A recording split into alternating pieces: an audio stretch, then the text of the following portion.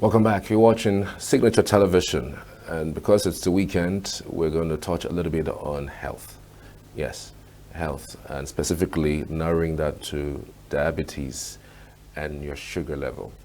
Of course, you must have heard so many things about the causes of diabetes. The fact that if your sugar level is too high, you may most likely be prone to actually having diabetes. But then there are other perspectives to this. We have a doctor who would shed a little light on this particular topic in the person of Dr. Richard Okoye. He is the president of Doctors Save Life Foundation. Good to have you. Good morning. Good morning, Great Doc. pleasure. Good to see you. All right. Just give us an overview of what diabetes is and how sugar level causes diabetes. Okay, actually, talking about diabetes, there's a little bit of a misconception, I will put it that way, or a misnomer, where people refer that when you have diabetes, you have a sugar problem. And I have to say fundamentally that diabetes is not a sugar problem. Really? This is a research done, completed? Yeah. Diabetes is actually what we call that sugar, actually emanated from the first finding that will this thing could come to a point where he discovered when people urinate, ants tend to run around it. And on the basis of the ants running around it, he tested the urine, it was sugary.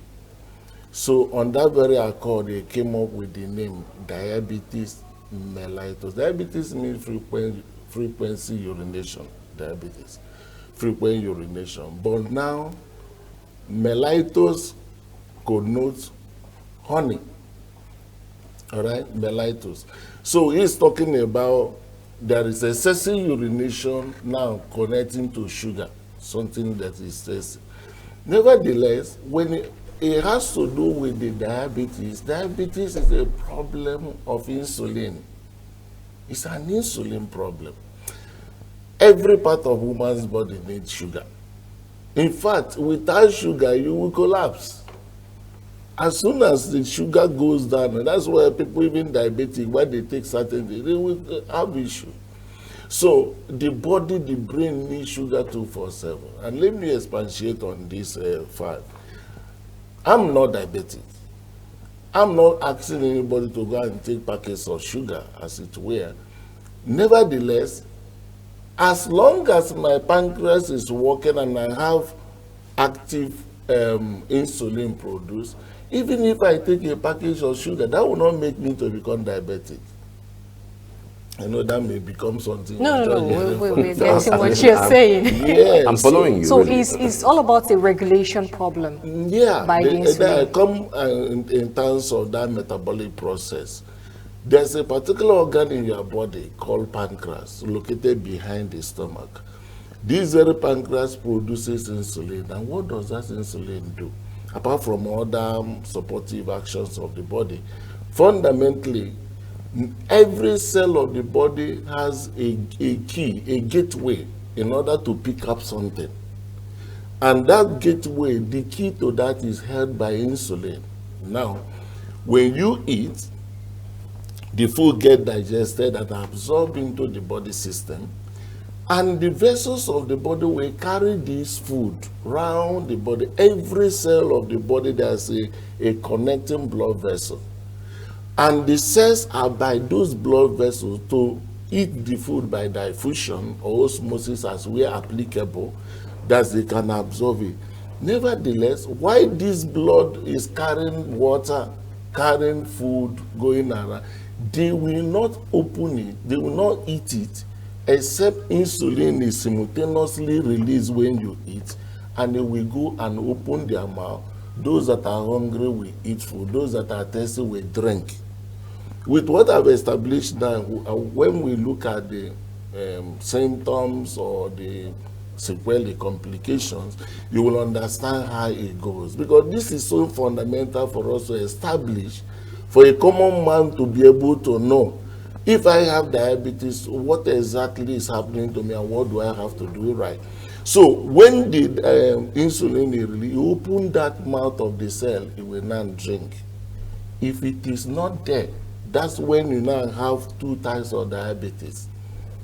You have type 1 diabetes, absolute absence of insulin. The pancreas is not producing insulin at all. So the body is not even able to absorb anything. So that one will be insulin dependent. The second one is type 2, which is common among most of our people, whereby this person has not been diabetic before, all of a sudden it becomes diabetic. Now that one is called relative insufficiency. They have insulin, but the insulin they have now is not enough to clear off all of the sugar and other things that is there. So they now need to be augmented, otherwise they start having the crisis of diabetes. Do you get that very foundation now? Absolutely. So if you have that very picture, you will be able to know, oh, it's not the person urinating. Now, how it happens is that if I drink water, the water goes into the body, get absorbed, and the body will carry this water, they shout, pure water, anybody, water, anybody. If the insulin is not, all of them will remain there, thirsty. So after carrying around, it's going to take it down to the kidney. And the kidney will say, look, I don't need all this water.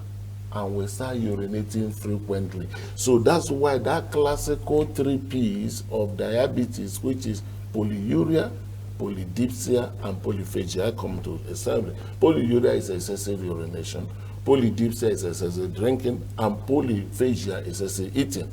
But see what happened here is that when this water is not taken in the body, it will pour. So the person will be urinating frequently. When this person eats, the body is, the cells are not taking it because the insulin is not there or not relatively absent. So what will happen is that this very fellow will also not be able to absorb the thing. So it gets to the kidney.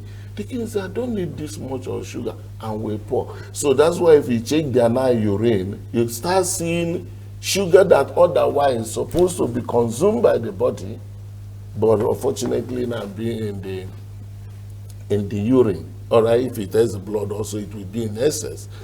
And then going to the fact that this very person is thirsty, the cells are not taking. So the cells are thirsty even though he's drinking. So he has to keep on having that desire to drink more. And he also is eating, but the body is not absorbing it. So he will eat more, but the impact is still less. Wow. What? We get the picture. Yeah, the insulin, is there too much intake? Can we say there's going to be a moment where we have much insulin in the body, or effect of having high insulin? No. The insulin is a natural product of a natural organ in the body, which is called the pancreas.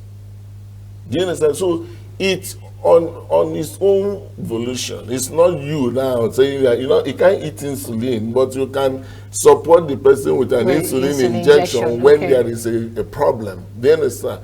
So it naturally should produce that insulin, that the insulin now will perform it's not just only limited to sugar management, metabolic process, the other benefits of that insulin, but that's not for the subject in the content. Do you understand what I mean? So that is basically what I say. Okay, so do you think diabetes is in some ways hereditary? Definitely, yes. There's a chromosomal abnormality, genetical, when it has to do with a genetic aberration that happen and is transmitted from the mom to the parent to the sibling, so to the children. So it is genetic. Most times, when father or mom is diabetic, there's a very tendency, but the percentage is not well established. What could happen? So if you know as a person that one of your parents is somewhat diabetic, what do you do as a person in order to prevent it, or maybe not to? Yeah, fundamentally, the aspect of that has a lot to do with obesity, overweight, obviously is one of the supportive agents of diabetes. It's not that somebody that is obese must be diabetic, no, but if you have a predisposition, there's a possibility of being able to have such a sequelae. Do you understand? So for you now, with that kind of family background, it becomes necessary for you to ensure that your weight management is there, and you routinely also do your sugar function, that's your fasting blood sugar.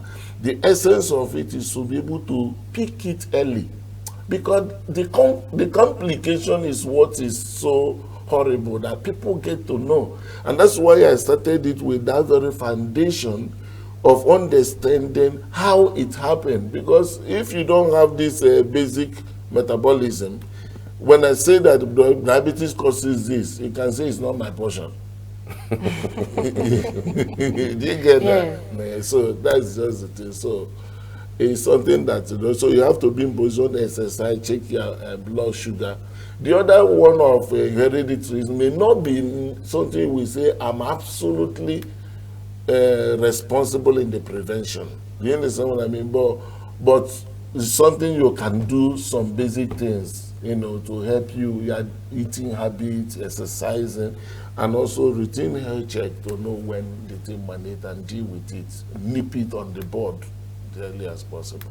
So how does one get to know that he or she is diabetic? It's simple now. You just do your blood sugar. That's why it's necessary for what people to do routine checks. Yeah, routine health checks. You know, so it's only this side of the world that the issue of when it has to do with you buying anything, you follow the technological trend. But when it has to do with your health, you pray. It's not my portion.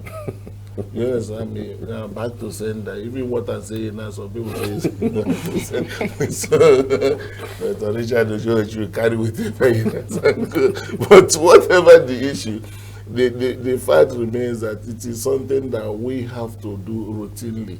Yes, and make it a lifestyle. Aging without going for health check is like driving a car without dashboard. You know, so you don't know when oil finishes. You don't know when the oil is not there, brake oil. So all those people crash in the course of their journey of life. But good news I want to present here is that diabetes, hypertension, that somebody has it does not mean that it's death sentence. You can have diabetes, hypertension, and still live your life full, but only that wisdom is profitable to give direction, you know. So that's what is so. Is there age link or age limit for, you know, people who are prone to diabetes? Because I've had a friend back then in secondary school, very young girl, she was diabetic. Few weeks after we got to know, she died. Yes. Now, and that particular one to have been in such a very challenging sequelae is that it runs, this type, you know, we talk about now two types of diabetes. Yes. We talk about, there's the type 1. 1 and type 2. There is absolute deficiency. And how will I have absolute deficiency? If there is a fundamental problem in the congenital development of the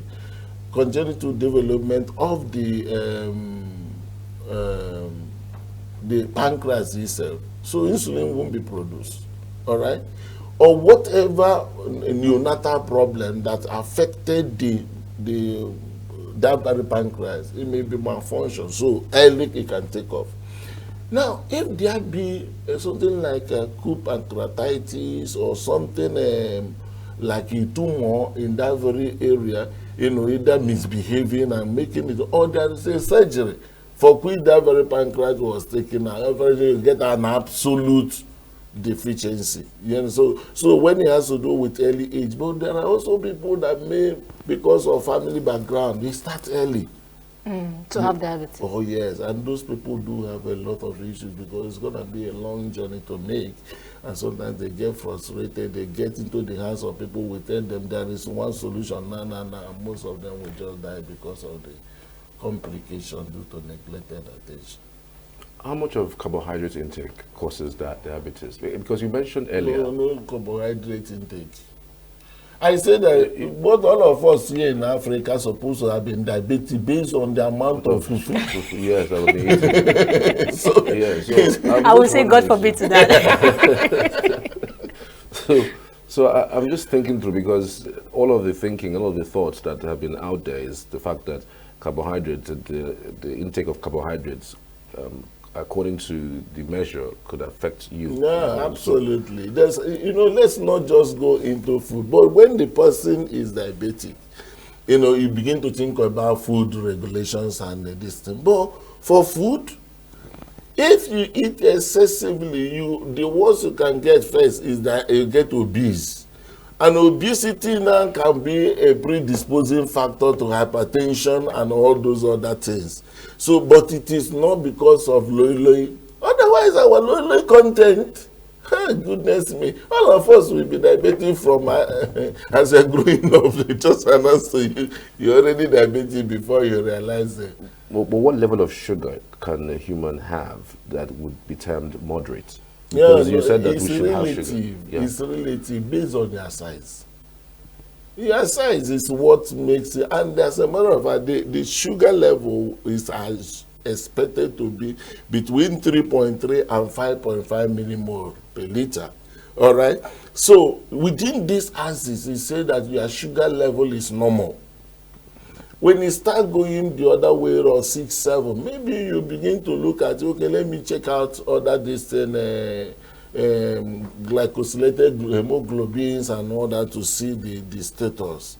But when you start persistently up there, then you are established to be diabetic.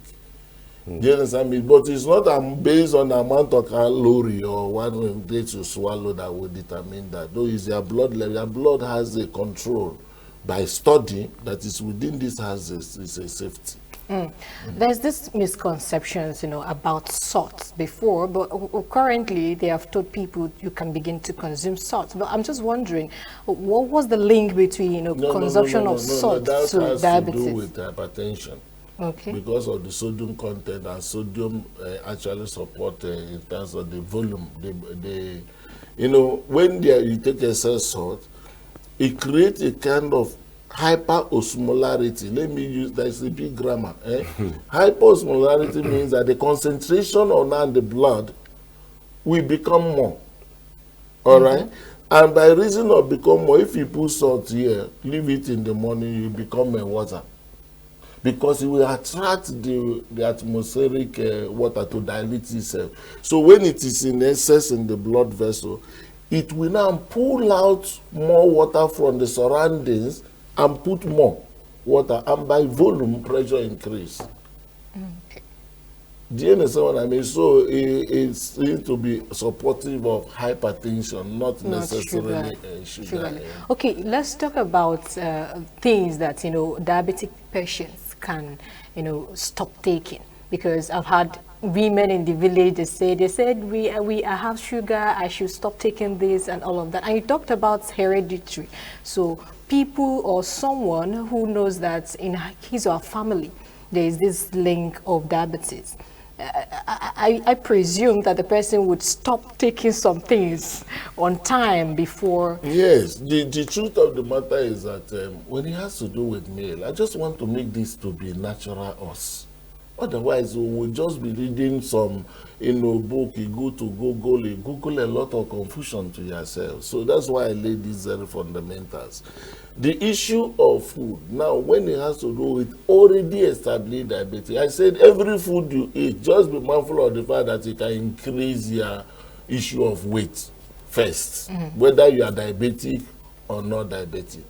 But when it has to do now with diabetes, also be in position to know that you already have excess sugar, and what are the things that can prone you to excess sugar is also excess eating.